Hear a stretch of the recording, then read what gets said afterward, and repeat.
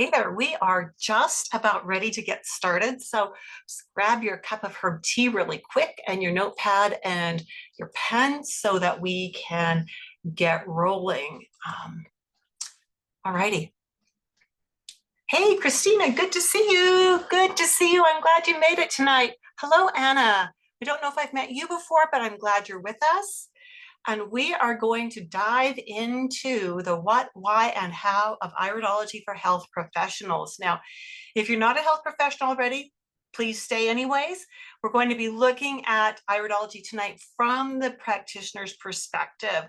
So, there will be something here for you no matter who you are, and hopefully it resonates with you. Again, I hope you've got your note-taking materials and your cup of herb tea. We're going to be together for about 90 minutes, maybe a little longer, depending on questions and conversation. So I hope you can just settle in and be with me. You're going to find you're going to get more out of me the more you interact with me. So if you want to get more, then you got to play with me in my sandbox. So what that means is that I need to see comments in the chat box. And when I ask questions, I want to see answers. I want to have some interaction because your interaction will fuel me and will build my energy, and you will get so much more out of this. I'm going to start with a question here. I need to know first, do you currently see clients? Are you a health practitioner and you see clients? You could be a herbalist, a nutritionist, a naturopath, a massage therapist, a Reiki practitioner. Drop a comment in the chat box and let me know if you do currently work with clients. And if you don't, that's fine. Just let me know. Why do I need to know this? Because the more I know about you, the more I can tweak this presentation on the fly so that it meets your needs. So again, if you want to get the most out of this, just go ahead and drop some comments in here. All right. Christina's not seeing clients at the moment. Brilliant, Christina. Fantastic. But you said not at the moment, so I know you're gearing up towards that. This is good. Anybody else want to weigh in on this? And if you are weighing in, again, the more you chat with me, the more you'll get out of me. What capacity are you seeing clients in? Or are you new to iridology? Maybe that would be a great question to throw in here too. Are you new to iridology? Or do you have some training already? Let me know in the chat box. Kat says, I am. So Kat is new. Fantastic. Fantastic. All right, so we'll make sure we've covered some basics tonight to help you dip your toes in a little bit. All right, thanks for that comment, Kat, and thanks, Christina. I do appreciate that. We have to start with a bit of a disclaimer here because we are talking about health and wellness. Cobblestone Health Limited, doing business as Iridology Education, is not responsible for any results, good or bad, you get from using the information I'm going to share with you. You alone are responsible for the results you get. If you use iridology, you are responsible to have the appropriate liability insurance. You are required to respect and adhere to local laws regarding required credentials for the use of iridology and the offering of nutritional or supplement device. I'm going to tell you, iridology is largely not regulated. And so there probably are very few local laws for this. But it might be that if you are a practitioner of some sort that you may need to add that layer of insurance protection to your current package. All right, enough of the scary bad stuff. Let's get into having some fun. All right, so why are you here tonight? I would like you to drop a number in the chat box to let me know, are you a practitioner looking for a low invasive way to assess your clients? Maybe you need to assess your clients more quickly. You might be spending too much time with that and you want to fine tune it. Have you studied iridology already and it's not working for you? You feel like you must be doing something wrong. So are you number 2 here? Or number 3, are you just curious and you want a low commitment way to investigate iridology further? And there are no right answers, no wrong answers here. There's just your answers. And again, that's going to help me to understand where we're going. And Christina's giving us a 3. Fantastic. Fantastic. If you are here for a reason other than one of these three, just drop that as a comment in the chat box. If you want me to be the only one who sees it, send it to me privately and just put private message, and then I won't read it out loud.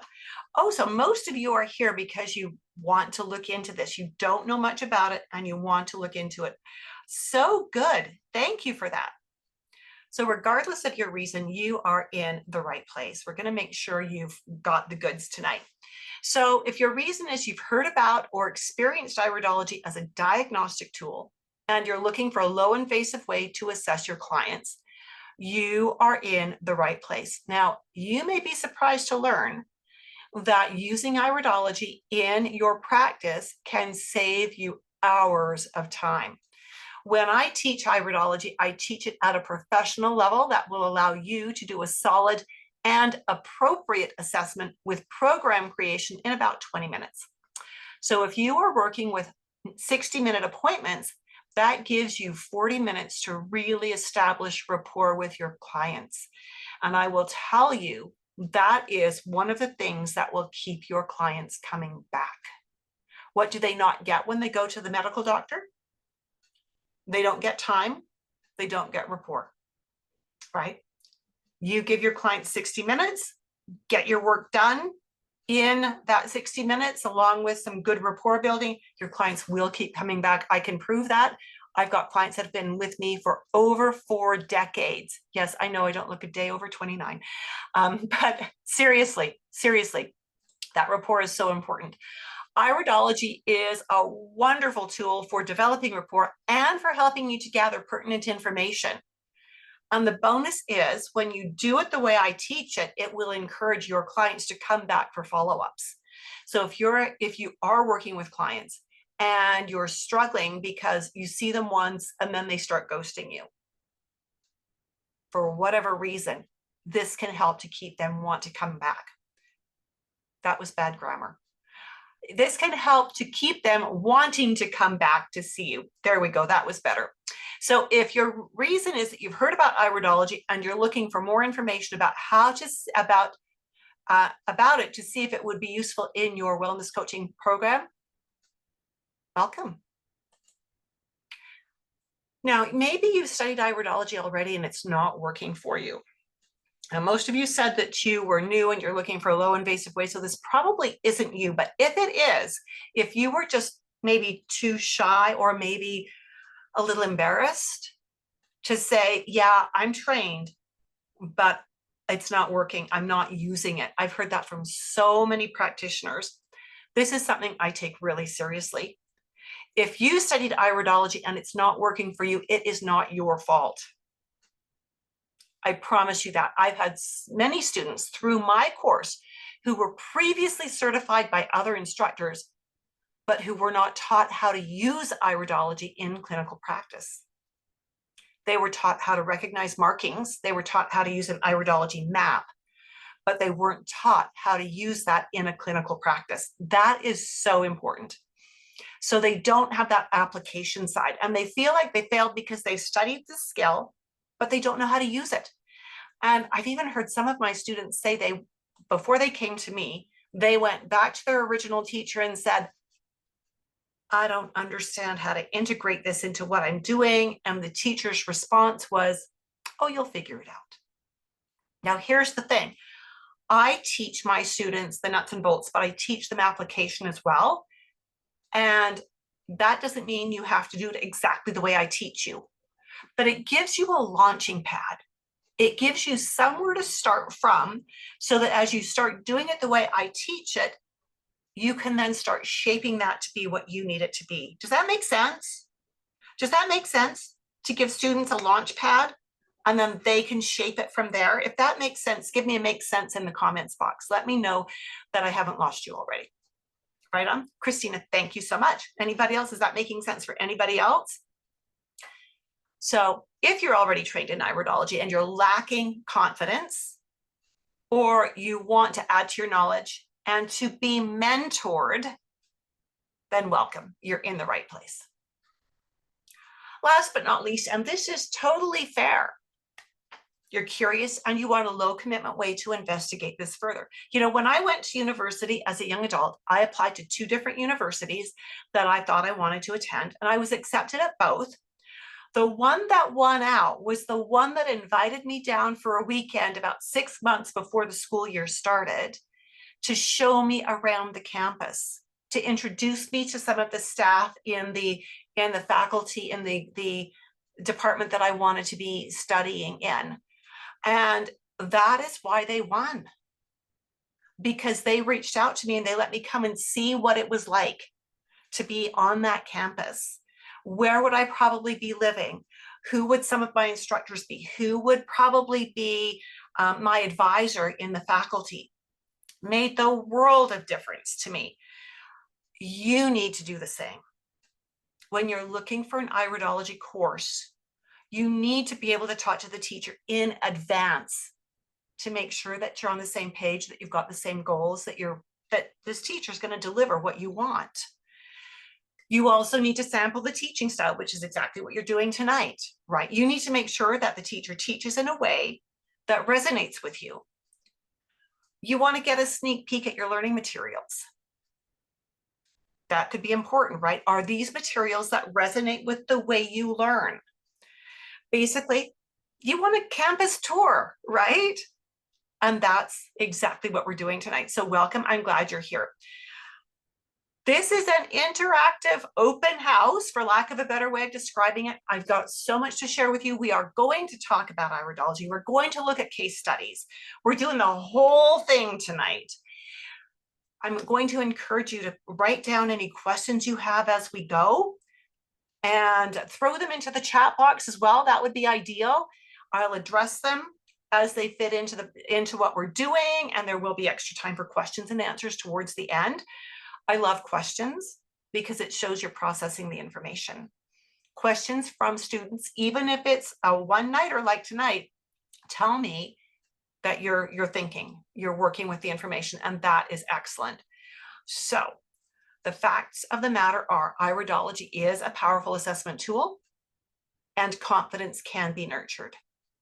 So now that we know why you're here, I hope you'll let me have just a moment to indulge myself and introduce myself here. All right. I am only one of 10 level 3 IPA certified instructors in the world so far. I was actually one of the first 3 to certify. When they introduced level 3, had the training, I took the course the first time it was offered, and I certified as quickly as I could because I wanted to add that extra layer of information for my advanced students, right? We have the 2 levels. We've got the dynamic iridology, which is actually 2 levels in and of itself. It's level 1 and 2 from IPA. And then we have level 3, which is a separate course. So I was one of the first 3 to jump in 2021. I've been in the holistic health industry as a practitioner since 1981, and I've been coaching people since then. I started teaching about herbs and nutrition just a few years later because in the 1980s, we didn't have the internet. We had Back to Eden by Jethro Kloss. We had Today's Herbal Health, the very original version of that. We probably had Healthfully Yours by Penny Royal. There was very little for information. And so people were hungry, and I started teaching what I knew. As you know, I learned it, applied it, and then taught it. And there was just so little information available. So I started on this journey at the age of 20 when I had health problems that the doctors just couldn't seem to sort out. They almost didn't seem to care. I was still in university. I was studying to be a school teacher, but I ended up dropping out to get married just 2 semesters before graduating. Probably the smartest thing I've ever done, because I realized at that point in time that while I wanted to have a large family, this is going to sound really bad, I didn't like other people's kids well enough to be in the classroom with them all day, every day. Can you relate? Yeah, school teaching was not going to be, at least not teaching children. Over the years, I've studied iridology, herbology, nutrition, so many other things with so many teachers that I have lost count. I've always got a course on the go that I am taking. And then I try to integrate that in or into what I'm teaching, or I develop a new course to teach based on what I've learned and what I've experienced with it. I want to know from you, are you perpetual students? If you are, just give me a raised hand icon or give me a, Christina says yes. Love it, Christina. Love it. Perpetual student, always have to be learning something. Okay, this might be TMI, but when you look at what books are on my husband's bedside table and what are on mine, he's reading the mystery novels. Is it Robert Ludlum? Something like that, where it's the mystery detective kind of stuff. And on mine, I've got books like bone health or herbal dentistry or things like that. So it's absolutely fun to compare what we learn. I have written and self-published many books. They're all currently out of print. They're desperately in need of updating, except for the textbook that we are used in dynamic iridology, which I wrote, and it's been approved by IPA. Anna says, everything you're saying is me. It's almost weird. Haha. Oh, I love that, Anna. That is so good. So good. When we want to, okay, this is my perspective. I feel that when we want to be of service to others, one of the best things we can do is to keep filling our well. We cannot serve others if we have an empty well. And that's one of the reasons why I'm constantly studying and learning that fills my well so that I have more and better to give. And so there we have it. Hopefully that resonates with you as well. Christina says same. Always have a health and or medical book on my desk or table on the go at most times, and sometimes 2 or 3 of them, right, Christina? Ooh, too funny. Okay, so I've also designed and taught many courses, including dynamic iridology, which again, if you've looked at the International Iridology Practitioners website, they talk about level 1, 2, and 3. In order to certify as an iridologist, you have to have levels 1 and 2.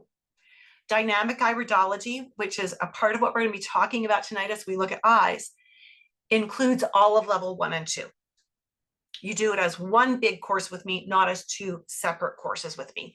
It just makes a whole lot more sense to just do it all in one flow. In addition to iridology, again, the Master Herbalist courses, the nutrition courses and certifications. I was a certified childbirth educator for a while. That was a ton of fun. I loved doing that. And so lots of background. In 2022, IPA awarded me Instructor of the Year. I had no idea what I've done to receive this. So I'm just going to keep doing everything I've been doing, right? Because maybe I did something good there. And in 2024, I was awarded Iridologist of the Year from IPA. Very cool, very fun. And in 2025, I applied to have iridology education recognized by IPA. So not just that I'm a certified instructor and have been for many years with them, but I applied to have iridology education recognized as a sanctioned school from IPA, so that they now say that my courses are legit, totally valid, fabulous, good. They meet all the requirements, all that good stuff. So there we've got it, credentialed out the yin yang. I also am, you can see here, I'm a professional member of the Alberta Herbalist Association and a professional member of the Canadian Association of Holistic Nutrition Professionals and the Canadian Association of Natural Nutritional Practitioners. Now, some of you are in the US, I know that. And one of the things that people ask is, but does that mean your courses are valid in the US? Yes, my courses are valid through the International Iridology Practitioners Association. It's an international organization. Also remember that very few locales actually regulate who can practice iridology, right? So yes, the courses are valid. So just before we dive into some eyes, this is what one of my graduates said. Karen Choate is a CNHP, and she is a specialist in digestive health. She sent this to me and she said, I just returned from a regenerative detox course where iridology is implemented. I spread the word about what a wonderful teacher you are. Most people I taught with did not have anywhere near the same experience with their iridology education. They had no support. They've got unanswered questions and a lot of confusion. Mostly they finished their classes not knowing how to implement what they had learned. Like I said that, right? I feel so totally, absolutely blessed to have been taught by you. I feel totally supported, even still, as I graduated. Oh, she's going on 6 years now. I don't think there's anyone out there practicing, educating, and teaching iridology like you. Thank you from the bottom of my heart. So I asked her then, how has learning constitutional iridology helped you in your business? Because she'd been a practitioner for several years before she came to me. She said, iridology has helped me to understand the relationships between different organs and organ systems more in depth. Iridology also gives me an advantage of seeing the potential for different genetic traits and qualities that may be underlying.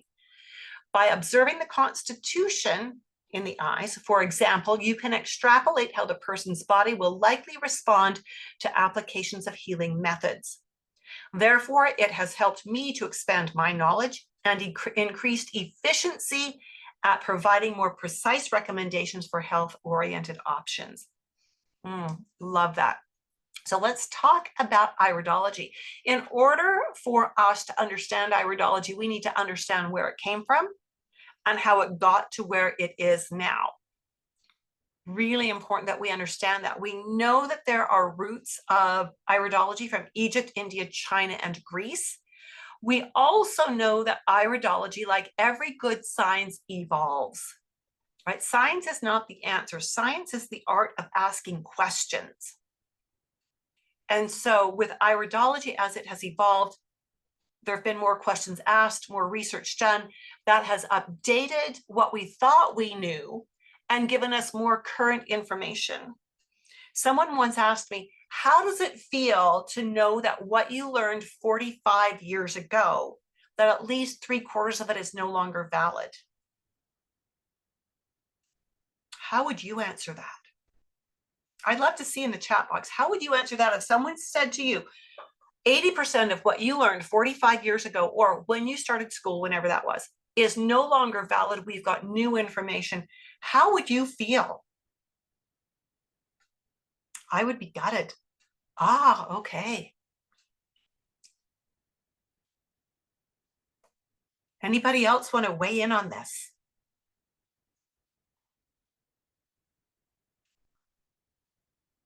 Give everybody just a moment in case somebody's typing.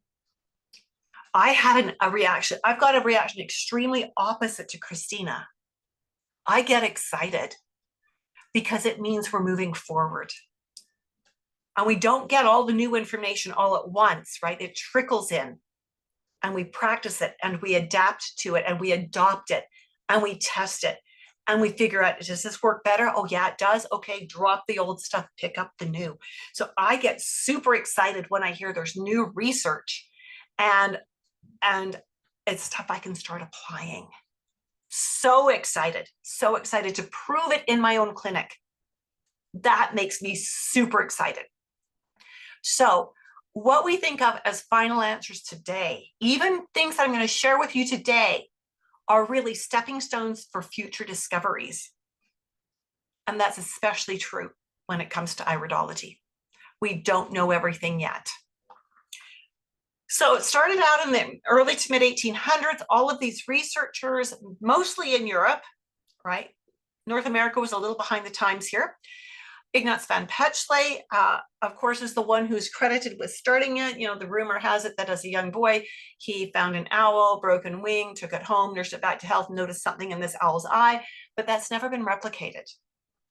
So we have to just say, don't know if it's true, but what we love about this is that Ignaz went on to become a medical doctor and he started studying his patients' eyes and drawing them out by hand and correlating their stories to what he saw.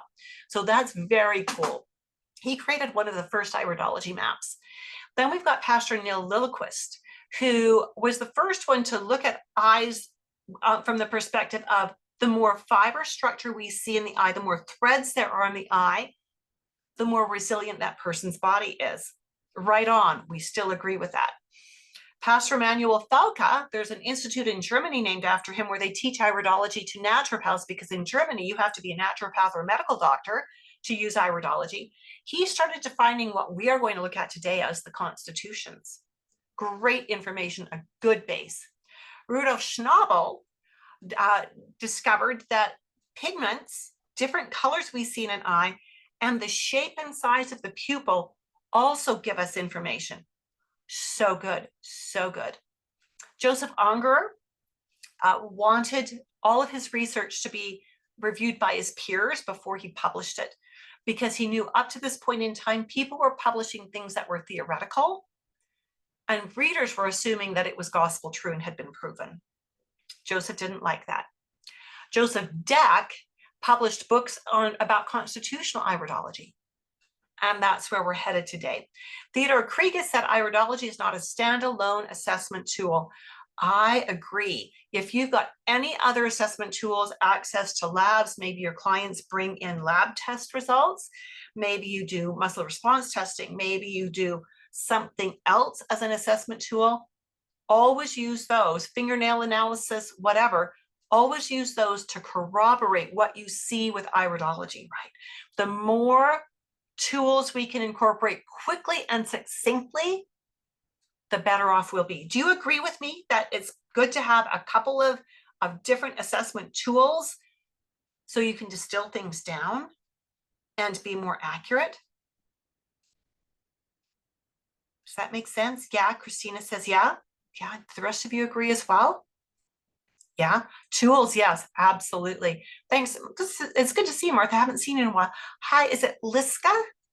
It's good to see you. Of course, in North America, we've got Bernard Jensen. Most of us have heard of Bernard Jensen. He kept iridology alive in North America during the Cold War because all this research was happening in Russia and Germany primarily, and Italy, right? It wasn't coming over during World War II. So Bernard used what he had.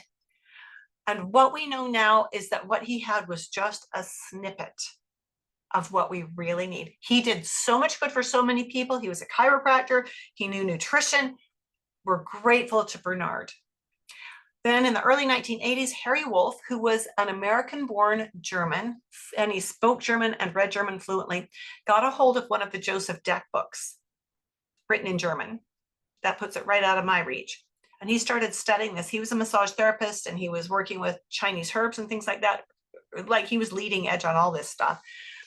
And he started reading this Deck book and got excited and started going around teaching little afternoon seminars about this. He linked up with Bill Cardona, who at the time was a registered pharmacist. I believe he still has his pharmacy certifications. And they started teaching this. Then Bill went on to teach this constitutional style of iridology at Bastyr Naturopathic College in Seattle.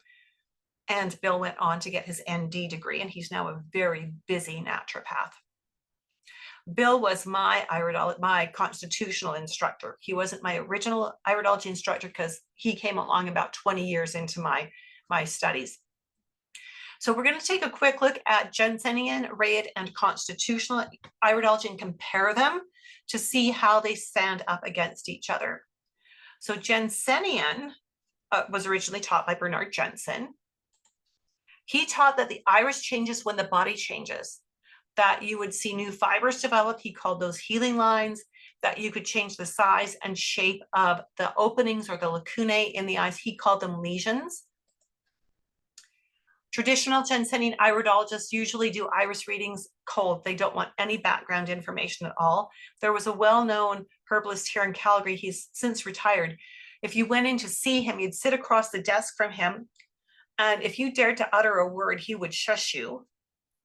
He would look at your eyes, tell you what was wrong, tell you what herbs to pick up at the front desk, come back and see me in 3 weeks.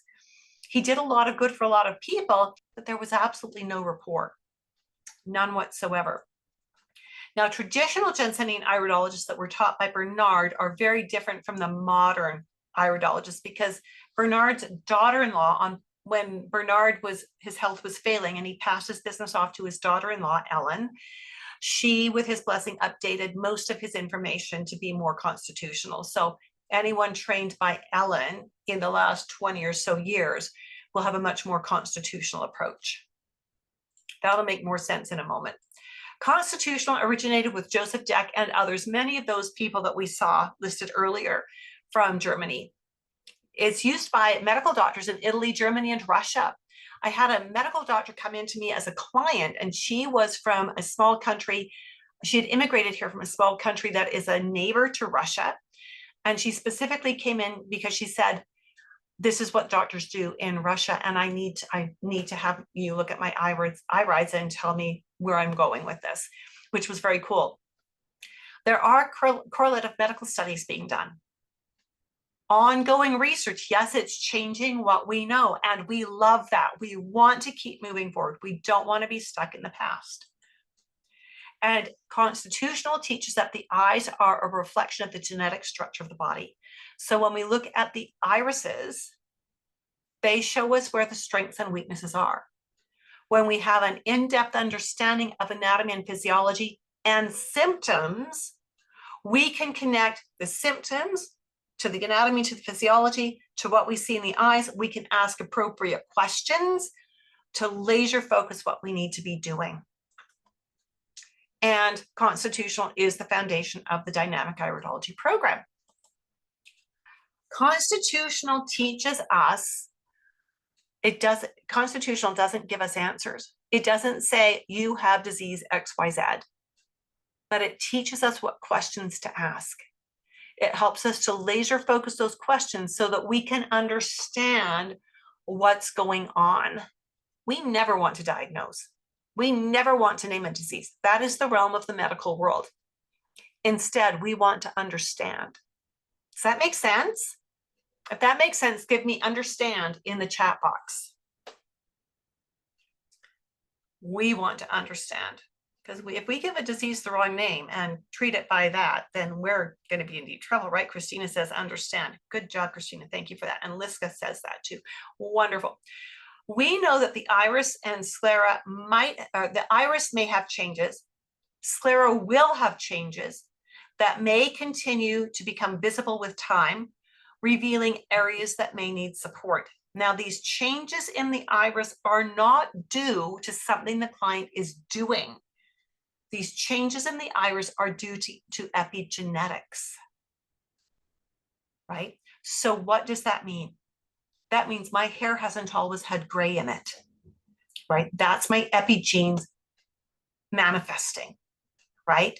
And so we are looking, as we're watching for changes, particularly in the iris, we're looking for epigenes that are being activated.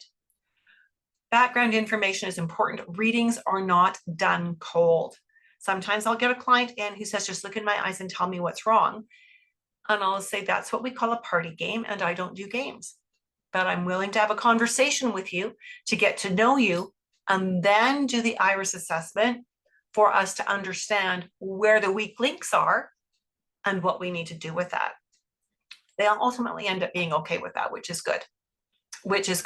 Let's do a little bit of anatomy and physiology with the eye, because we've got to understand what the eye is and what we're looking at before we can do iridology. Agreed?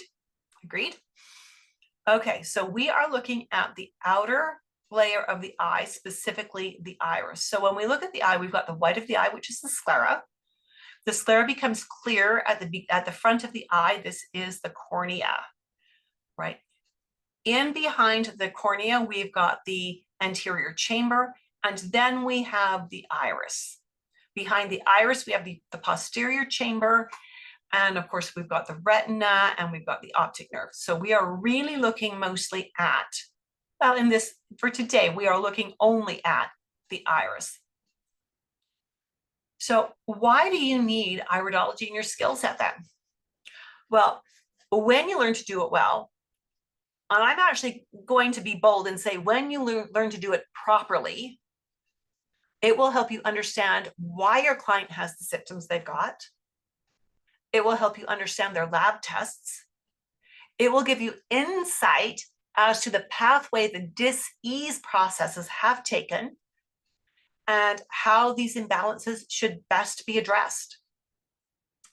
It will help you get results for your clients without dooming them to failure by overloading them with too many supplements and recommendations. You know, there is an iridologist online who does iris analysis from really awful photographs that have been emailed in, taken with smartphones. Not the best way to do an iris assessment, I will tell you, like third generation iris photo, right? And I've seen the programs this iridologist outlines. They run about $1,000 and everybody gets everything. There's no individuality. And I know that because I've had people that have bought his programs come to me and say, what do I do with this? It's like, well, let's start from scratch. Let's figure out what's wrong where the weak links are, what your symptoms are, how those work together, then we'll figure out what of this $1,000 that you've just spent is going to be helpful to you, right? When we know iridology and when we do it properly, it will speed up our assessments and it will help our clients to understand why we've created their specific program. It will also help us to look at things and create a longer range program of, we start here, when we see these results, we need to go here next. When we see this set of results, we need to go here next. So it helps us to build in a logical, sequential way. That helps us to not overwhelm our clients. An overwhelmed client is a client who will not stick to a program, is a client who will fail, and is a client who will not come back to tell you they failed. Right? None of us want to go somewhere and say, yeah, I couldn't do what you told me to do. So iridology will help you to laser in and do a better job of helping your clients. Are we good? Are we good? Give me an all good in the chat box if that's making sense.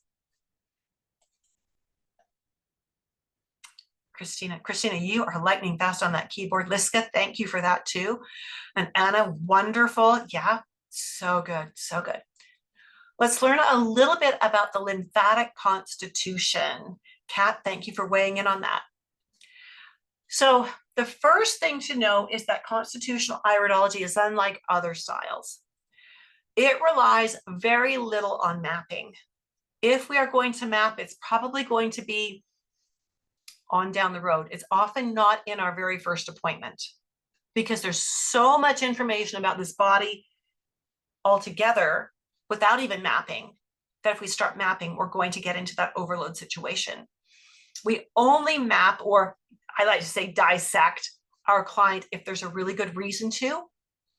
And so that alone is going to save you a lot of time, because in an eye like this, you are not having to make a note of every little color, every little bright white line, every little edge, every little thing, every little tiny opening, every little arc. You're not having to note all of that.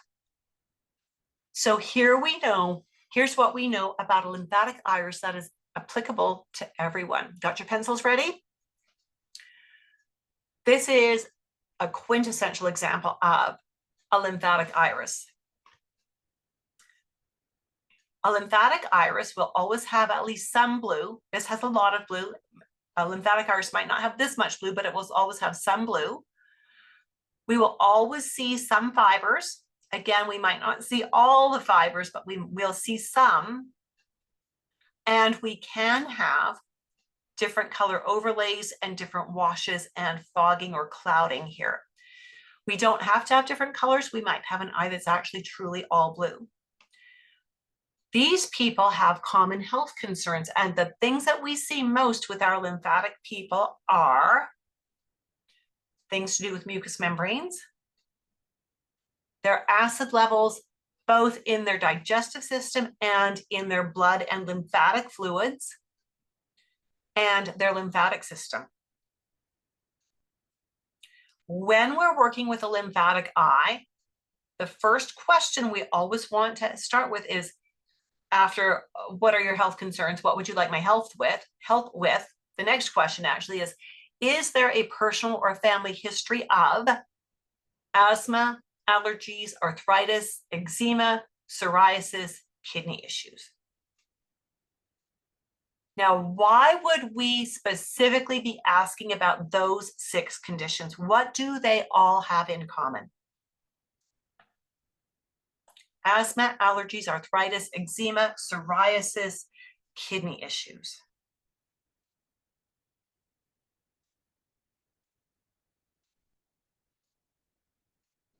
Inflammation, good guess, Anna. Inflammation because of what? What is the root cause of all inflammation?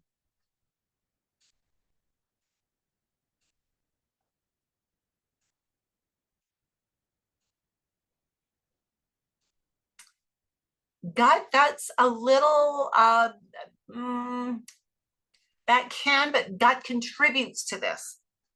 Block detox pathways, lymph nodes, that contributes to this. You're giving me all the feeders. I love the way you're thinking. What's the thing that ties all of these together? Diet feeds into this, Mandy. This is so good. So good. I love the way you're thinking.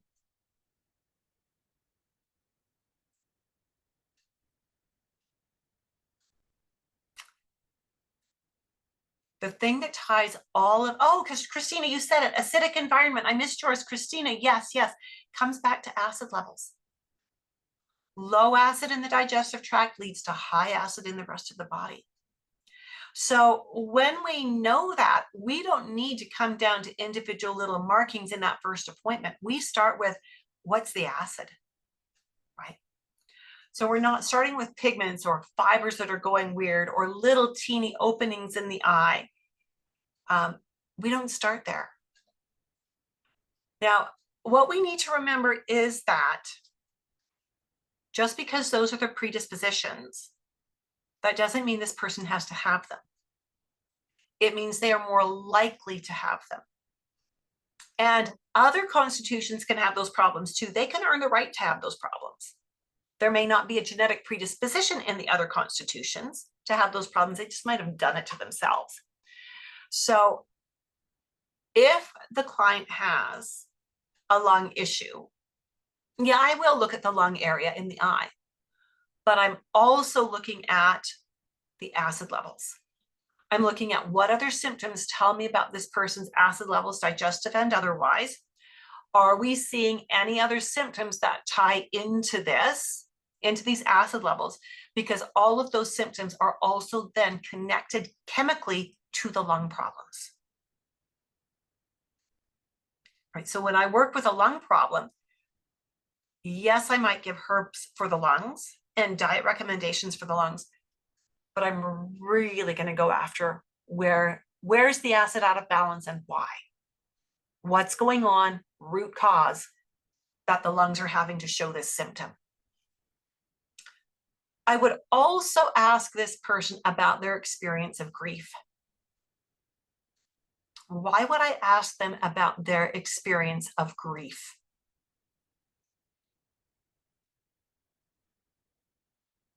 Lungs hold grief. Oh, yes, they do, Christina. Right. So if this person has a recurring lung problem, yes, there's going to be physical chemistry, but grief generates acid. So I need to know about grief. Is there unresolved grief? Is there grief they're holding on to? And what can I do to help them work through the grief so it has a reduced impact on their body, right? Then I would look at the sclera. The sclera gives us lots of clues.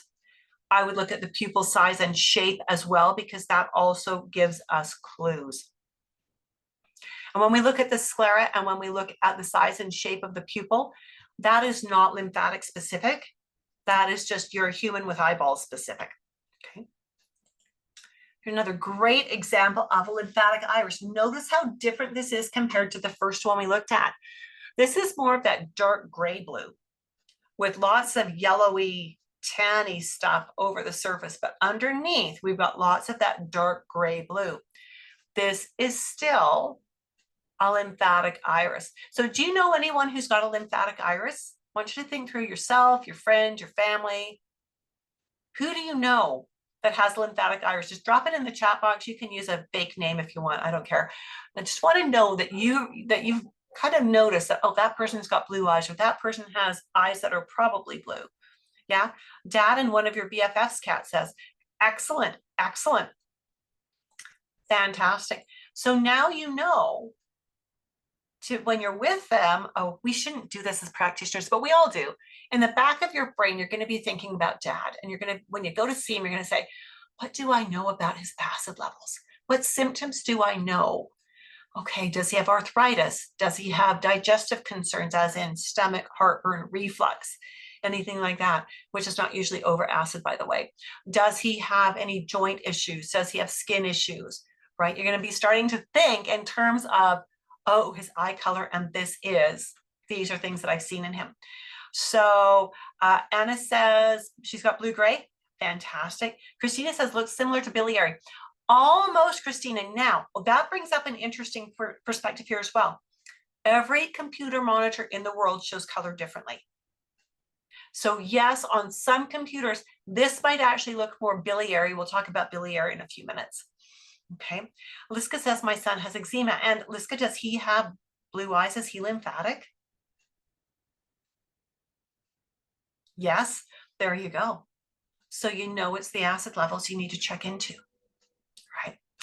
So again, when people are lymphatic, they've got this lymphatic constitution, they're also a little more predisposed to thyroid issues. Even if there's no other thyroid indicators in the eye, they are more prone to thyroid issues because we need the right acid balance to assimilate calcium.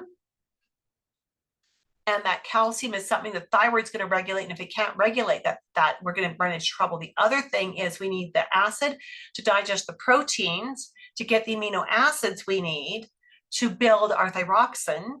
So if the acid levels are off in the digestive tract, this person's not going to be able to build thyroxine.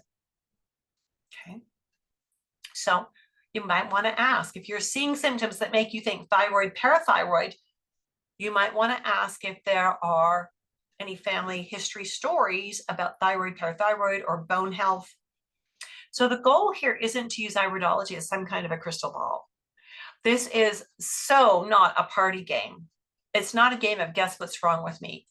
This is about understanding our clients' constitutions, so of where the person is, what their constitution is, what their chemistry is, so we can understand where there are less resilient and more resilient areas, so we can understand why their health is the way it is, so we can begin coaching them step by step back to being in control of their health and having better health. So the goal is root cause remediation that leads to better health, right? That will lead to ultimately to relief of symptoms. If that makes sense? If that makes sense, give me a thumbs up in the chat box. But that's the tip of the iceberg on lymphatic constitution. That's the very tip of the iceberg. And Martha's giving me a thumbs up too. Excellent. And so is Anna. This is so good. And Kat says, yes, brilliant. I love this. Thanks for all the interaction. I appreciate that. Hematogenic. This is your true brown eye. Now, in a true brown eye, you might have some lighter areas, some lighter tan or gold areas. But what you will not see is you will not see any blue or any green. And you will not see those threads of fiber. The brown pigment is heavy enough on the surface of the iris that it's masking or hiding the fiber. These people's, just before we get too far, any other questions about lymphatics? Like I said, just tip of the iceberg. That's a 30,000 foot overview. I'll watch for those to come in if there are questions. With the hematogenic type, our key areas to pay attention to are blood and liver. Blood and liver. That doesn't mean they have to have blood problems. It doesn't mean they have to have liver problems, but it means they're more prone to them. So I want you to think about people you know who have dark brown eyes. So again, when we look at blood and liver, we can add a few things to that list. We can throw in spleen. Spleen and liver share a lot of the same responsibilities. Stomach and digestion, circulation and heart. We'll often see an increased risk of varicose veins. These people tend to be much more alkaline, and that causes a problem with their mineral assimilation because we need acid to assimilate minerals. And if we don't have the minerals, then we're going to have the endocrine imbalances and the metabolism imbalances. So we need to help this person support their digestion usually so they can get the minerals they need. So depending on what symptoms or imbalances your client wants help with, the questions you might ask might be things like, is there a personal or family history of blood imbalances or allergies? That would relate that to the liver, right? Since liver does a lot with that. Immune issues, again, the liver is responsible for a lot of the immune response, particularly because of the Kupffer cells that are in the liver. Hormonal issues, liver balances your hormones. Lipid imbalances, So your cholesterol levels, your triglycerides, things like that. Weight issues. So you wouldn't ask all those questions, right, in one sitting. You would cherry pick the questions that relate to your client. So who do you know that has brown eyes? Who do you know? Again, this is just the tip of the iceberg. Christina's got brown eyes. Great. Did we describe you at all, Christina? And Liska has brown eyes. Brilliant. Christina says yes. Right on. Right on. So good. You know, I was went for lunch with a new business acquaintance. Not even lunch. We just met at a coffee shop for a cup of herb tea. And we were talking about we were connecting over how could we promote our businesses. She was a nutritionist and I was doing iridology and teaching nutrition and working with clients and all that kind of stuff. So we were talking about how could we promote our businesses? Could we do something together? She had never heard of iridology. So there we were at this little, you know, the bistro type tables that are in coffee shops where they're up high and you're up on the high stool. So I'm 2 feet away from her face. And I said, I could tell you, we could do a mini iris analysis here right now so you could get a taste of what it's like. And she said, okay, go for it. And I said, just looking at her eyes, I said, it looks to me like you might have a tendency towards inflammation. And she went, oh, I said, yeah. So is that anywhere near close? She had lymphatic eyes. She said, yeah, I've got arthritis starting in my hands. And I looked, she had ordered a coffee. And I said, well, what did you learn in nutrition school about coffee? And she said, well, not much. And I said, did you learn that it's hard on your stomach lining? No. Did you learn that it throws your thyroid out of balance? No. Did you learn that it's hard on your liver? No. Did you learn that it upsets your adrenal glands? No. And I said, if you really want to do yourself a favor, the very first thing you would do is stop drinking coffee. And you wouldn't go to black tea, you might go to a herbal tea, or you might go to hot water with a squeeze of lemon in it. But you would give your stomach and your liver a fighting chance to do their jobs. And that would probably help you a lot, right? I mean, you can do simple little bits of analysis like that periodically if someone seems intrigued. All right, so let's talk about biliary. So this is the type of iris that trips up most iridologists, right? Because they wonder, well, is that lymphatic, or rather, is that hematogenic? There's so much brown in it. Here's how you know. Here's how you know. A biliary eye will have no blue. That sounds like it's hematogenic, doesn't it? But you will see fibers. That sounds like it's lymphatic. So when we have no blue, but we do have fibers, we are looking at biliary. Now, when you think of biliary, what does that make you think of? Where are you thinking our focus needs to be? Bile. What organ produces bile?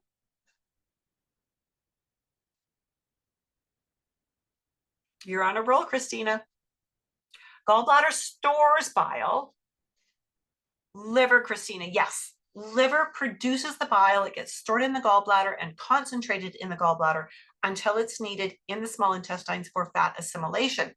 So in the style of iridology that I started out with at the very beginning of my iridology practice, I would have said, oh my goodness, these eyes are supposed to be blue. Boy, are you ever full of garbage. You are so toxic. We need to cleanse you from now till the cows come home, and your eyes will turn blue. That is some of the bad information we had. That was misinformation. These eyes are never going to turn blue. Genetically, these are a mix of one parent that had blue eyes and one that had brown eyes, and was probably either double dominant on the brown, right? If you remember your genetics from high school. And so these are never going to turn blue. They're not supposed to turn blue. You not believe how many clients I told in the early days, your eyes are going to change color. They never did, but my clients felt better. What's more important, changing the eye color or feeling better? What would you rather have? Change of eye color or those pesky symptoms disappearing and you knowing how to care for your body so the symptoms never need to come back? I'm with you, Christina. I want the feel better. I really want the feel better side of this. That just makes sense to me. So with this, again, biliary, there's no blue in that iris. We see some fibers. We might have some golds in here. That's perfectly fine. We'll often see that in biliary. We'll often see a darker area close to the pupil. Those are all indications that you're working with a biliary iris.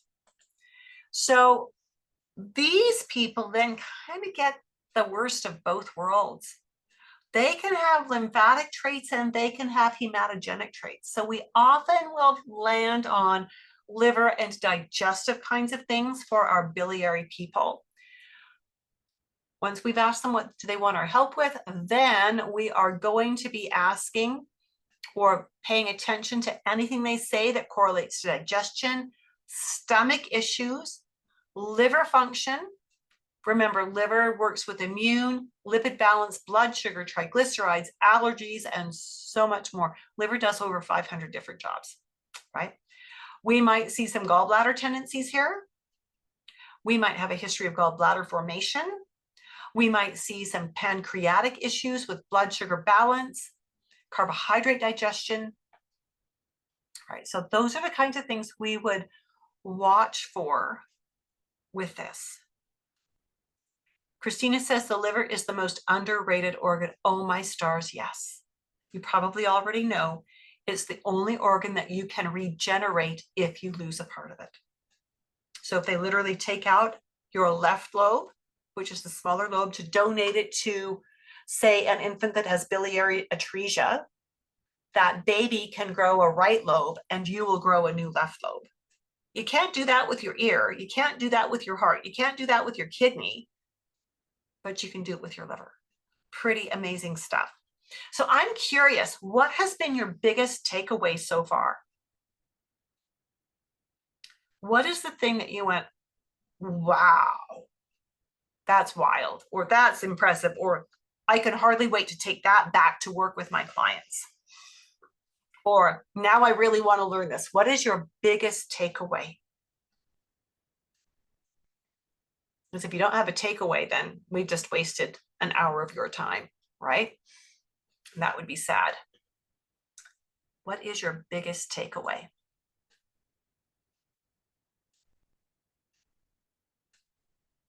Christina says, all good so far. Hard to choose. Love that, Christina. Anybody else want to be brave? Knowing the biliary type from the lymphatic type. Martha, good job, because I know you've been in the health industry for a lot of years too. You're a veteran like I am. Fantastic. Fantastic. That's a good piece of information. So when we're doing an iris assessment, Liska says, just by the eye type to ask the right questions. Yes, Liska, so important. It means that, you know, if you're a nutrition coach and you have, I talked to one nutrition coach who had a 20-page questionnaire that all of her clients had to fill out. And it would take her literally a week to create a protocol. You know, if you're putting 40 hours in on that, how much do you need to charge your client to make it worth you doing that? Like, are you charging, well, 40 hours? You'd better be charging like $800 to $1,000 for one program, right? But if you could throw away that questionnaire and just ask, what would you like my help with? Find out any surgeries, medications, diagnoses from the doctor, then look at the eyes and let the eyes guide your questions from there. How much time would you save? How effective would that be?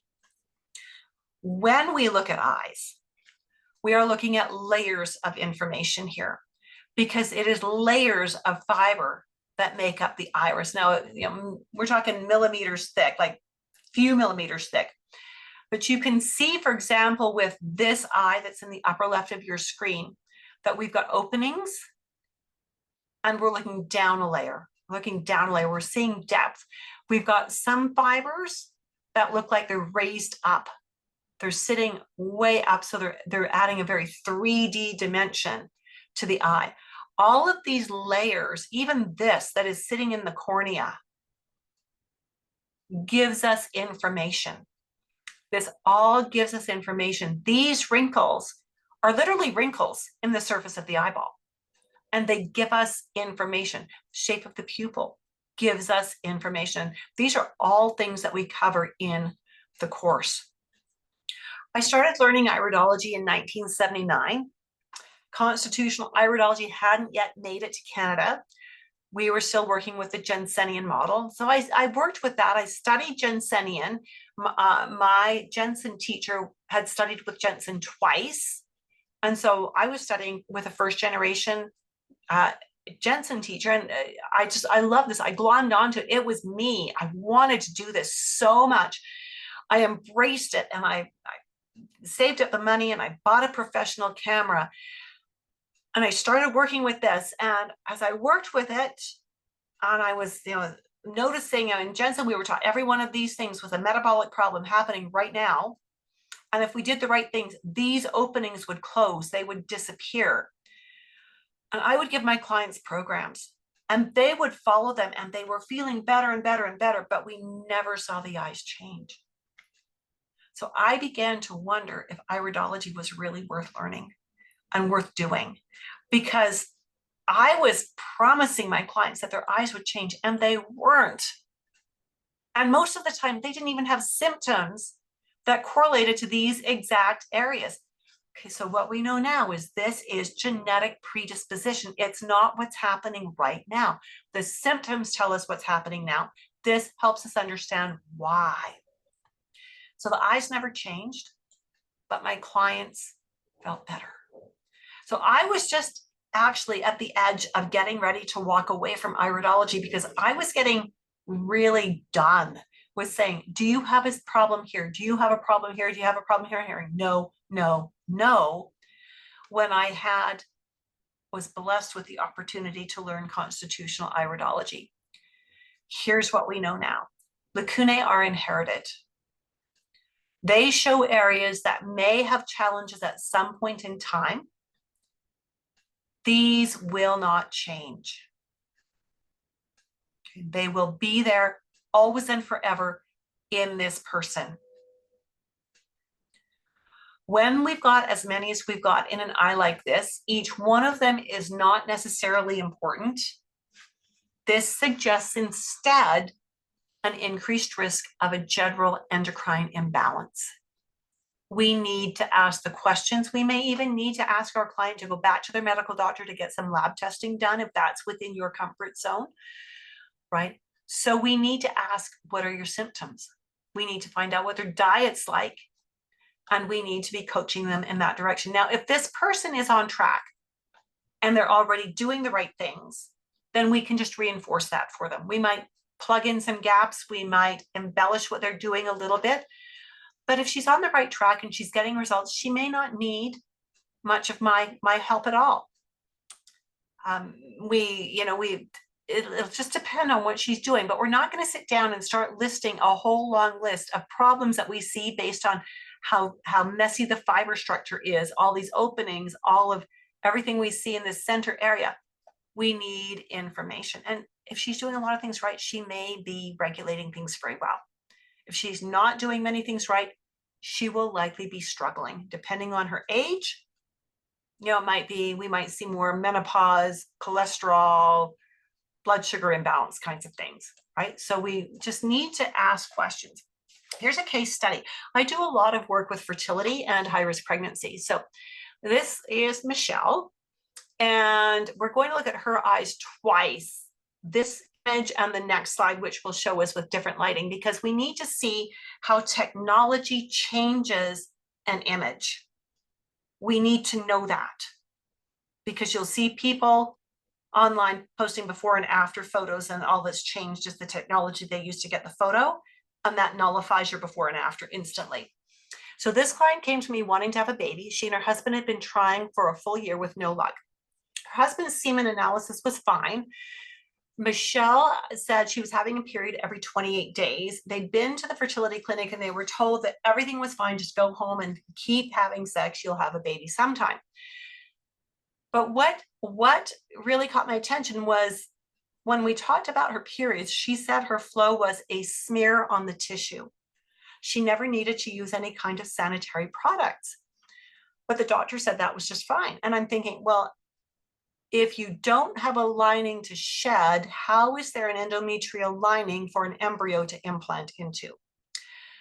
So that told me that in spite of what the labs were saying, there was a hormonal imbalance. She also had almost no ovulatory mucus and certainly no stretchy, stringy mucus that we need to see for fertility.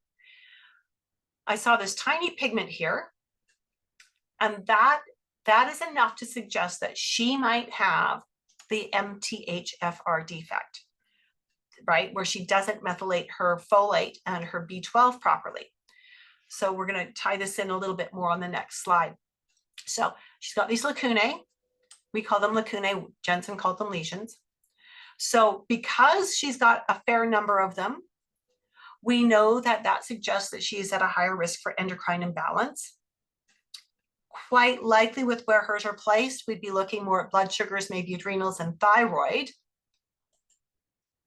Notice when we turn a light off, I'm going to flip back again. We can see a little bit of wrinkling down here and a little bit up here. Can you see these wrinkles, these creases that are going concentric? If you can see that, give me creases in the eyes or in the chat box. Can you see these creases? Because when we come here and we turn off one light, we can see a whole lot more of them. That alone tells me that she internalizes her stress a little too much. And if she's not methylating her B's, she's not going to have the B's she needs to manage her stress. Now, this client is a nervous Nelly. Every little burp, every little fart, there was an emergency email from her. She was panicking about everything. So what we needed to do was we needed to get her on a prenatal vitamin that had methylated B's. She was using a big box El Cheapo brand when she came in. We got her onto a good one. We got her onto some N-acetylcysteine. We got her onto some omega-3. NAC and omega-3 are both really helpful for hormone balance. We added herbs that were cyclical. So certain herbs for the follicular phase and other herbs for the luteal phase. And within a few months, she called me. She was pretty excited. She had to use a sanitary pad. She now had an endometrial lining, and it was just a few months later that she got pregnant. She was also having way more ovulation mucus, and she got pregnant. Now, at about 20 weeks along, she did 23andMe. And what she got back was that she was positive for the MTHFR defect. And so, or the MTHFR anomaly. I would rather call it an anomaly than a defect, because we all have genes that are not quite what we'd like them to be. She sent me an email, and I swear my computer just about exploded. It was so anxious. She was so concerned about this MTHFR defect. And have I hurt my baby? Should I have an abortion? You know, all this kind of crazy talk, really. So I said, hey, Michelle, I know you're at work. I responded right away. I said, and I know you're going to see this right away because this is your work email. Can you hop on a Zoom with me right now? And she hopped on that Zoom, and I said, Michelle, first thing I need you to do is take a really deep breath and let it out. Do that a couple of times. Just breathe with me, because we're going to make this all okay. And I pulled up her eye photos and I shared the screen on Zoom, and I showed her that little marking, and I showed her these wrinkles in her eyes. And I said, I suspected that you probably had the MTHFR anomaly. I can't diagnose that, so I couldn't tell you that, but the vitamins we are using are appropriate for someone who has the MTHFR anomaly. I've had your back since your first appointment with me. And she let out an audible sigh. And I said, you've got homework to do now, girl. And she said, what? And I said, your homework now is to start enjoying this pregnancy. You go home and you dance in your kitchen with that baby. I know that baby is still in your tummy, but you just hold your tummy and you just sway and you put on some great music and you dance. You get your husband there and you dance with him, and you start reading baby books to your baby, and you start singing songs to your baby, and you start enjoying this pregnancy so this baby can enjoy being born. Right? And so we got her all straightened around. She had a healthy pregnancy, and it all turned out just wonderfully. Anybody can make a list of markings they see in an iris, right? If you take a basic iridology class, you get a basic textbook, you can make a list of all these markings, but the book isn't going to teach you how to put them together. It's not going to teach you how to think through an iris. And that's what we do in dynamic iridology. In my early iridology training, again, uneven pigment in an eye like this meant that this body was full of toxins we needed to cleanse. And oh my goodness, were we going to have to cleanse? Because that's the only thing that's going to get you healthy. Because Jensen taught that there was only blue and brown and there was nothing in between. And the teachers who had taught me had before and after pictures that looked convincing. What they described as lesions did look smaller. Eyes did look a little bit bluer, but then I knew nothing about photography. When you're working with any kind of a camera, that you can change the shutter speed on, that you can change your f-stop on, even the lighting in your room, camera that you have special lighting on to take pictures of the eye. If you are not using the same camera on the same settings in the room that has the same lighting, the images will look different. And there are people out there that are doing just that and talking about using them as before and afters when they are simply, the technology has changed. They are invalid as a comparison for before and afters. Does that make sense? If that does, give me tech in the chat box. You know, when I first started doing iridology, we weren't digital yet, right? We were doing print film. And what we knew even back then was the brand of your camera, the brand of your film, and how the photo lab, do you remember photo labs with those big machines and you could watch the film going through and things being printed? The photo lab could change settings on their machines to change how the photos came out. It was all variable. And that meant that unless you knew exactly the settings to tell the lab, you didn't know what you were getting back. So that is what all this variability really did feed into my frustration and almost made me walk away from iridology. In an eye like this, which is a biliary iris, that mix between lymphatic and hematogenic. Again, in this eye specifically, we are seeing liver and kidneys dominating as far as organ influences. We are seeing sympathetic nervous system. Right, we're seeing digestive indicators that this person is likely will at some point in time, if they don't take care, have digestive symptoms specifically. Anna says tech, as an esthetician, it is the vein of our, yeah, the vein, I think is what you meant, of our existence. It is. It is. The tech is so important. When you are doing a scientific study, you have to control all of the variables. And one of those variables is the thing that you are changing from your test groups to your control group, right? So that you're checking for one thing. But if you've changed lighting, shutter speed, your f-stop, if you've changed your ISO setting, your study is invalid. All right, so everything we see in this eye gives us more information, but we need to have context. We can identify markings. Kat says, what about the Sora dots? Do they get lighter? So in constitutional, we would call those pigments. They do not. They are genetically there. And they give us information about an organ that's out of balance and an organ that is being affected by that out of balance. Right, so they don't get lighter either. You don't cleanse those out. Anybody can identify markings. It's not a case of one marking equals one problem. Instead, we need that cohesive understanding of anatomy and physiology, how the organs work together, how they impact each other. And then we need the context. We need to know what the client's current symptoms are. We need to know a bit about their health history. We need to know a bit about their family health history.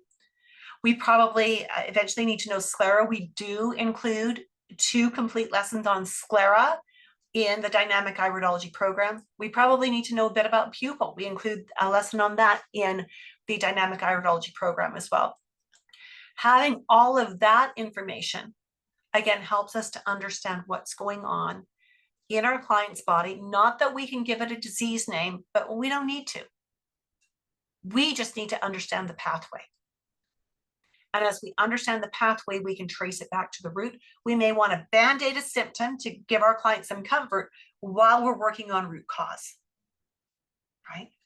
And we talk a little bit about that as well. We touch on herbology and nutrition in dynamic iridology, but I don't teach it in depth in dynamic iridology. I give you a foundation. This is a client. She's been with me since, like, she was one of my very first clients. I just heard from her today. She's been with me for 45 years. We laughed a few appointments ago.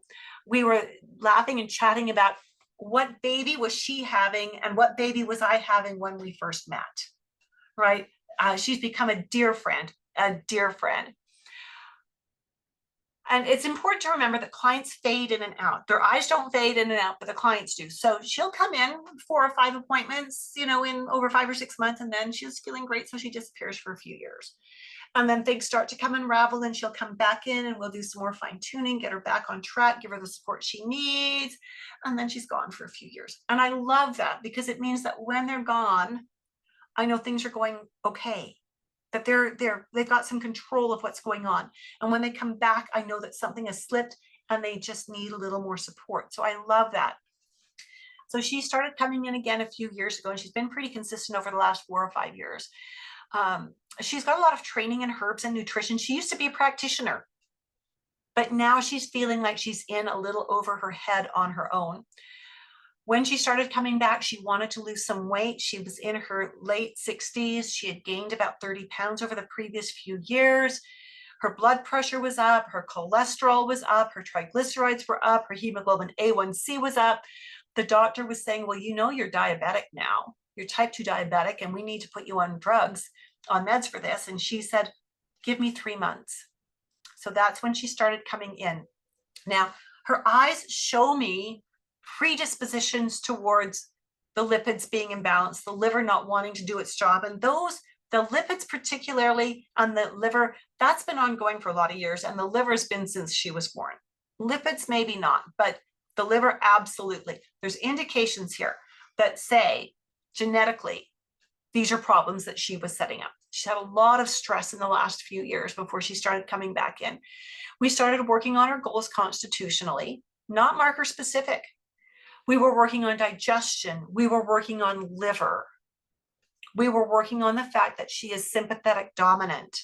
So she's always in fight or flight. How do we calm you down? You've had 66 years of stress, or 67, and now you are just always in that ready position, ready to put out the next fire, disarm the next bomb, always in that heightened state. How do we bring you back down to earth? How do we get you to relax, right?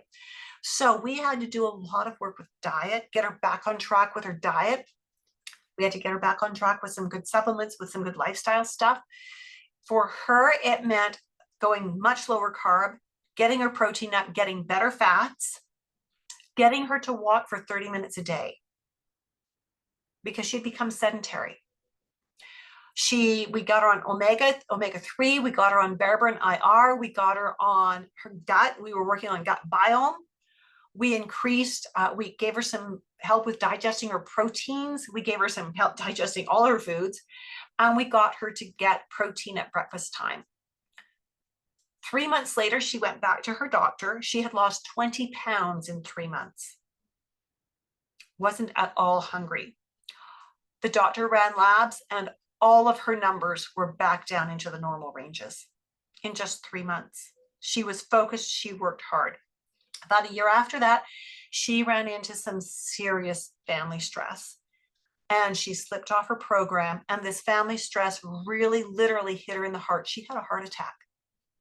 She survived the heart attack. And so now she's on 9 different medications, and the doctors have put the fear of everything into her, that if she dares to reduce or stop any of these meds, she will die. So when she was in last time, we looked up all of her meds. I've got an app that goes through all the medications, and then it tells you what nutrients are being depleted, or what nutrients are being built up too high because of these meds. And the nutrients that were being depleted were all about the nervous system. And so we've had to work to find supplements that would work alongside her meds, or that she could take with the meds, in order to be able to reverse this problem but not conflict with the meds. The app is one that is available only to practitioners, and I have access to it through one of my nutrition affiliations, right? And so that family stress has not resolved, but we are working really hard with diet and with supplements that we have found, according to this app, to be safe to use, like herbs especially, alongside her drugs, so that we can start her gaining ground again, right? But it's a slow process. She needs a lot of emotional support in order to get the results she's going to get. And I am happy to give her whatever support I can. And she works with a psychologist as well, both a regular psychologist and one who specializes in post-heart attack recovery. And so we're just working really hard to get her in the right place here. Again, in my original training, no, you will not get access to that app through the dynamic iridology course. It's only through the nutrition affiliation. Okay, unfortunately. You might be able to buy into it privately, but I think it's pretty expensive. I don't know if you can buy into it privately or not. When we, this one is through CANP, the Canadian Association of Natural Nutrition Practitioners. So you have to have nutrition training from a school they approve of, and then you apply to join that organization, CANP, and then you will get access. So again, original training said every one of these openings, every one of these gaps was some kind of a problem. And if we did the right things, these would disappear. And of course, what we now know is that these are markings that are passed down for 3 to 4 generations, right? They show us where the weak links are. Pigments show us not an accumulation of toxins. Instead, they show us, by Martha, they show us which organs want to be out of balance and which organs, though, are being impacted by that. Constitutional iridology teaches us to look for patterns and to understand the interrelationship of organs, and that if the person is already doing things that are supporting their health, there may be no symptoms, but that doesn't erase the inherent predisposition that we see in the eyes. So this person might have issues based on what we see here with connective tissues, with kidneys not keeping up, with liver, lymphatic system, and immune system. So we would need to know what the symptoms are to understand which of those areas we need to focus on. And we're not going to tell our client, you could have problems with all of these areas, because they're going to walk out and plan their funeral. Right? They're going to say, well, is there any hope for me? And that's not what we're here for. We are here to empower, to educate and empower. If that's the background that you want to go from, to educate and empower, then you're in the right place with this. So again, we're going to listen for their symptoms. We're going to get a bit of their family history, and then we're going to know which of these markings to be paying the most attention to understand the recommendations we should be making. Right? And the recommendations we make today are appropriate for today. As their symptoms shift, we might need to adjust those recommendations, because the body is not biologically static, right? In old iridology, we would say this person needs a parasite cleanse. This person is headed for a nervous breakdown. Yeah, no, none of that is accurate. These are the eyes of an Asian woman. She's in her mid-30s when I met her. Her concern was infertility. The fertility clinic had been unable to help her and her husband. And the one thing I noticed here, of course, is these wrinkles in her eyeballs, these creases. When I added a few other indicators that I tied together from what I see in here, I again suspected, for a different reason, that she was having problems methylating, and particularly methylating her folic acid. I also suspected that her liver enzymes were out of balance. And of course, the doctors aren't checking for that necessarily when you're going in for fertility work. but that they were out of balance in a way that was going to mess with how she managed her carbs. So as I'm looking at this, I'm asking in a very general way, have the doctors ever suggested that you might be type 2 diabetic or insulin resistant? Oh yeah, they said that. Okay. And with what I'm seeing, and I'm putting things together here, have they ever suggested that you might have polycystic ovarian syndrome? Oh yeah, they said that too. I'm good. Okay, good. We're 2 for 2. This is good. And from there, I asked her, what have the doctors taught you about these things? Nothing. They gave me metformin and Clomid. So we worked on diet. We worked hard. We took her menstrual cycles from being 90 days down to 35. 90 days is always infertile. A 90-day cycle will never be a fertile cycle. But at 35, we can work with that. Took us 18 months of solid focused work, getting that cycle down to where we wanted, monitoring her blood sugars so that we knew she was staying in range, right? Monitoring her basal body temperature to make sure we could see when is she ovulating, and having her track her mucus and everything. But at 18 months, she conceived, had a very healthy pregnancy. The doctors promised her she would be gestational diabetic. She did not. She never went that direction. She followed my instructions, and her husband was a tremendous help. He took over all the cooking. She followed all of my instructions to a T. Like, she dotted those I's and crossed those T's. If I had told her, you need to stand on your head on the corner of 8th and 8th when it's blizzarding at -40, she would have done it. Of course, I didn't say that because it would not have been helpful, but she followed the instructions and they got pregnant, had a healthy pregnancy and a beautiful baby boy. A 4-hour labor and delivery from start to finish, first contraction to baby in arms. Petite little Asian thing. How she popped that baby out so fast, I will never know.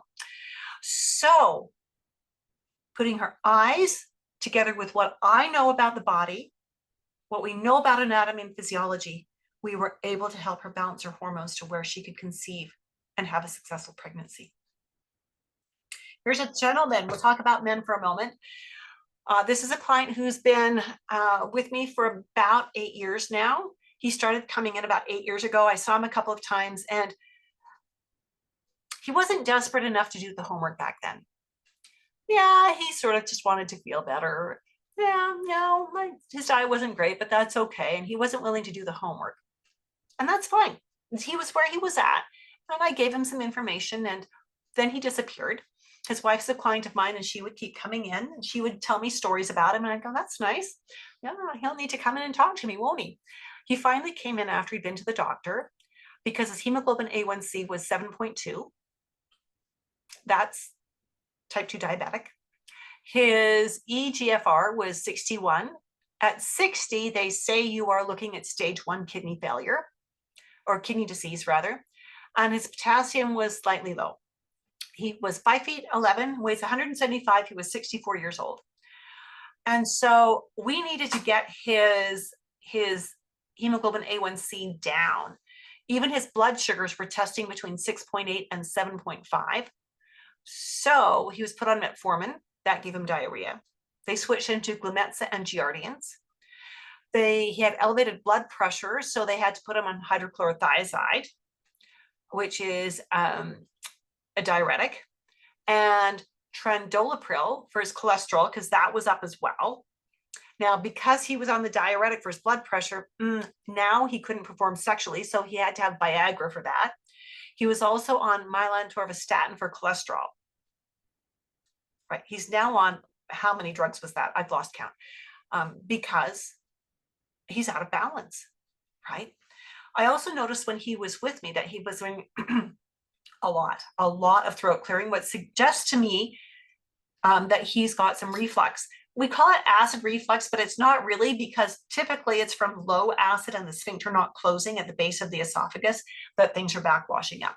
His diet when we started, a cinnamon bun or a muffin for breakfast, or Cheerios, the breakfast of champions, right? Lunch was a sandwich on white bread, usually a sandwich meat or tuna, maybe egg salad. His wife is a flight attendant, and so she's gone for 4 days at a stretch. And when she's gone, he does pizza and fast food, whatever he can order in. He was drinking a lot of water, so that was good. He was getting about 3 liters of water. So when we look at his eyes, this tells me that we've got a cholesterol issue. That goes back to liver. How's liver managing the carbs, right? We've got predispositions towards inadequate digestion. We've got an intestinal tract that lacks tone, so it isn't moving things through in a timely fashion. And we've got some of those creases as well. So we did some radical dietary work with him. I don't care if you're a bachelor for 4 days at a time or not, you got to take care of yourself. So things like got him having protein and vegetables for breakfast, chicken, eggs, and a stir fry without the sweet sauces, right? Had him snack on an apple with some good clean nut butter for his mid-morning if he needed a snack. If he didn't, he was to go straight to lunch. Lunch was to be a large salad, lots of veggies in that, not just, iceberg lettuce. In fact, no iceberg lettuce with what we see here. And put some meat in that. I want some leftover chicken or sliced up leftover steak or something in there. Supper needed to be more protein and veggies, and we needed some good fats. So I wanted him doing an olive oil and balsamic vinegar dressing on his salad. I wanted him throwing some avocado in there. And we just wanted to get him getting protein and veggies, and then portion control. Right, to focus on eating, not reading, not watching TV, but focus on eating and chewing slowly so that there would be time for him to feel when he was full and he wouldn't be overeating. We added to him some L-arginine to help with working on the blood pressure, the vasodilation, some Berberine IR, got him to walk 2 times a day for 30 minutes per day, which was easy because of the job he had. And that was first appointment. Second appointment, we added more things to help him digest his food, both his protein and his other foods. And by the time we got to that second appointment, in the first appointment, the meds weren't controlling his blood pressure at all. By second appointment, his blood pressure was down to 118/74. And he had been for labs, and his blood sugars were down to about 5.9, and his hemoglobin A1C was down to 5.9. So everything is moving in the right direction. So then we suggested do some stretchy band workouts. Get a stretchy band. He manages security for an embassy. And so there's a week at a time where he's on the computers, just watching all the computer screens, just like you see on TV, and a week at the time where he's out, walking the perimeter. And so I said, well, when you're on the computer, I want you doing stretchy band, right? When you're out walking, I want you figuring out ways to do stretchy band if you can while you're walking, or, when you're on your breaks, do some stretchy band.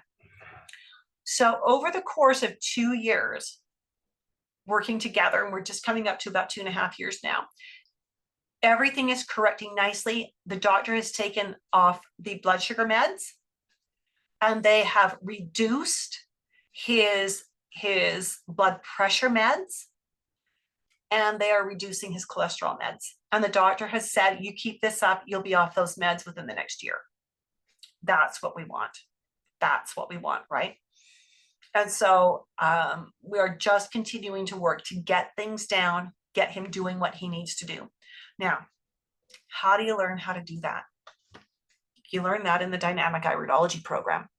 This is the only live, online, fully mentored course for people who've got a college level anatomy and physiology course under their belt, because you've got to understand the body. You can't do this if you don't have that training. And for practitioners who've got that training, who want to streamline their clinical work without sacrificing client care, so that you can stop working unpaid overtime, creating your client programs. So many practitioners see the client, gather the information, then go off and spend 2 or 3 or 4 hours creating the program to email it back to their client, that they're only getting paid for face-to-face time, not for program development time. Like, in what business model is that going to be highly successful? None. So we want to stop working the unpaid overtime. We want to stop creating programs that overwhelm our clients. When you can create that program and do the iris analysis in 20 to 30 minutes, you don't have time to give your client too much information, right? Give your clients enough information to get them to the next step, get them getting results. They want to come back. What's the next step? What do I do next? I'm feeling great with this. I'm getting the results you said I would, but they know that they're not as far as they could go because you can't give them that much information in one sitting. This is how I've held on to clients for 45 years. The next course is starting on September 3rd. Registration is open. Unlike other teachers that just have a link on their website where you can just enroll yourself, I want to meet with you. Remember, we talked about that campus tour at the beginning? That's what I want to do with you. If you have that college level anatomy and physiology and you're thinking, yeah, I think I'm ready to learn iridology to add it into what I'm doing, then I want to meet with you. So I want you to grab that link. I'm going to put it in the chat box for you. There you go. It's in the chat box for you. Grab that link to schedule a time to meet with me one-on-one where we can talk about where you're at, what your goals are, how you want to work with iridology. Let's make sure this is the right fit. And if it is, I will invite you to enroll. If it's not the right fit right now, no harm, no foul. I'll keep tabs on you periodically to see where you're at. But we want to make sure this is the right fit, right? And you want to see what you're getting. Here's a little rundown. 20 2.25 to 2.5 hour live web classes. They're recorded for playback on demand. I limit the number of students per cohort, 10 to 12 students max. We also have live group mentoring twice each month via webinar, where students and graduates can bring in cases and questions about eyes, about business, about marketing, anything to get some support. And notice I said, and graduates. Once you've been enrolled in my course, you get to keep coming to these as long as you want.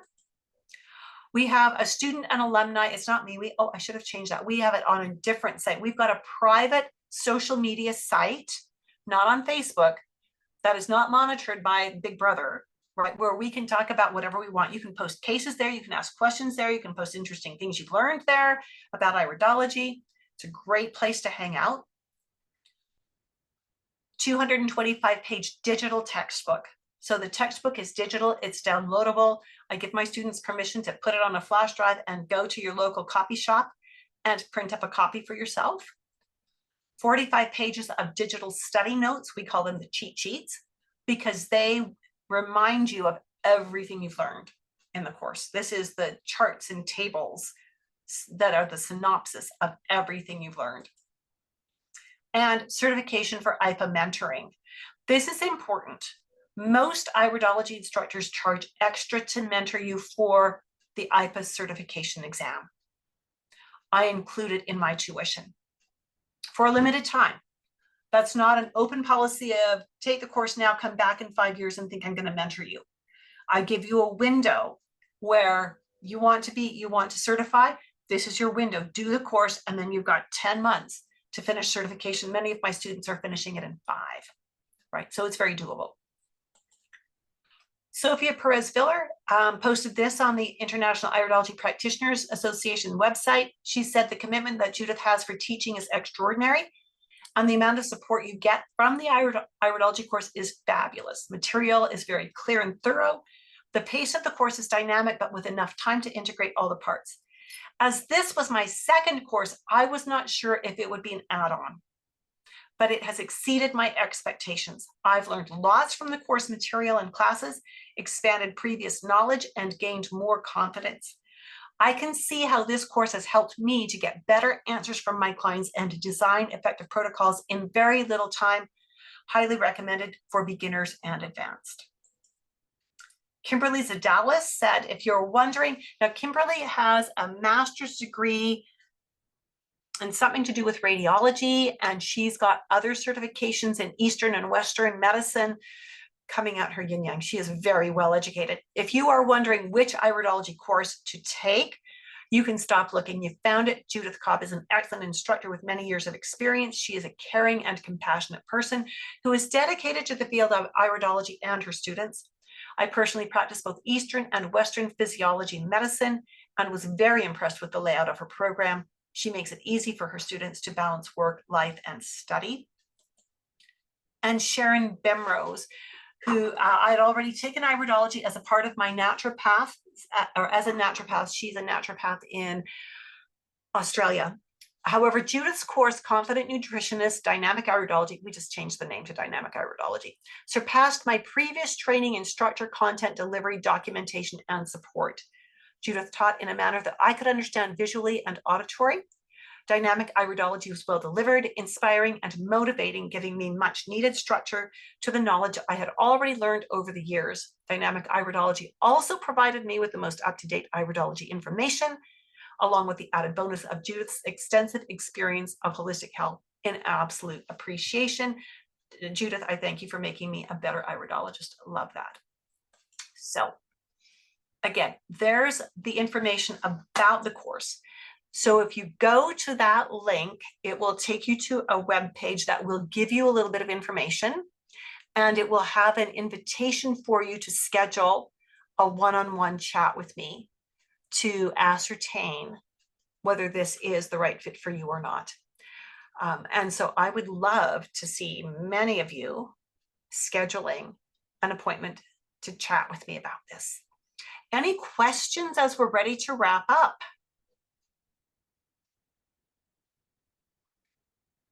So at this point, while you're thinking about questions, I would love to know, what has been your biggest takeaway? I asked that earlier. Now that we've done a few more cases, what is your biggest takeaway?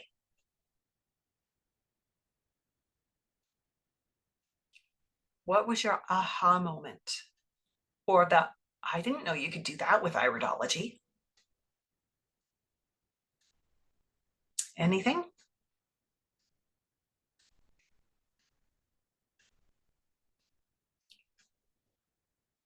Oh, Christina says, do I offer nutritionist and herbalist certification courses? I don't offer any nutrition courses per se.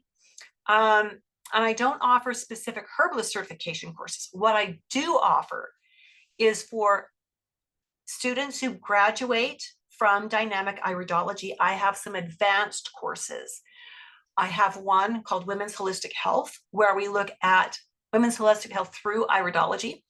So we take what you've already learned from me about iridology, and now we look at women's health from puberty through till you're 97 or 102, whichever comes first, right? And all the ages and stages and hormones and what goes wrong, what goes right, and how, what would you see in the eyes? What could you see in the eyes that might give you information, and how do you work with it?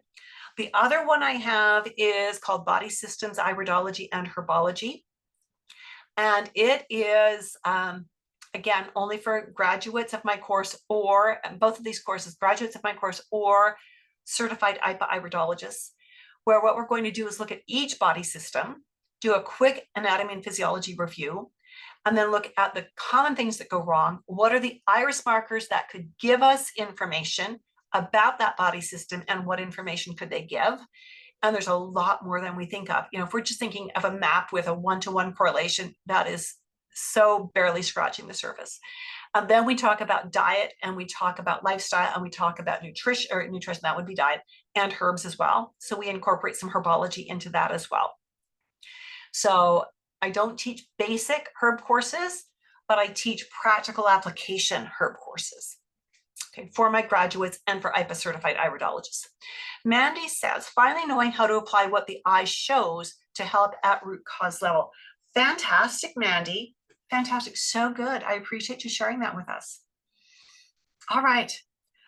It looks like we're done for tonight. Thank you so much for being with me. If you're interested, for those of you who are interested in learning more about the course, there are some openings tomorrow, and there's a few on Saturday, and that's all that's left for this week. Thanks, Judith, for another awesome class. You are welcome, Christina. I'm looking forward to having you in the course really soon. And Kat, you are welcome. And Anna says, as a career esthetician, I automatically gravitate towards visual cues in consultation. This aligns amazingly as a crossover to coaching and my nutrition certification I have in process. Oh, Anna, brilliant, brilliant. We need to stay in touch. We need to stay in touch. This would be absolutely a lovely add-on to what you're doing already.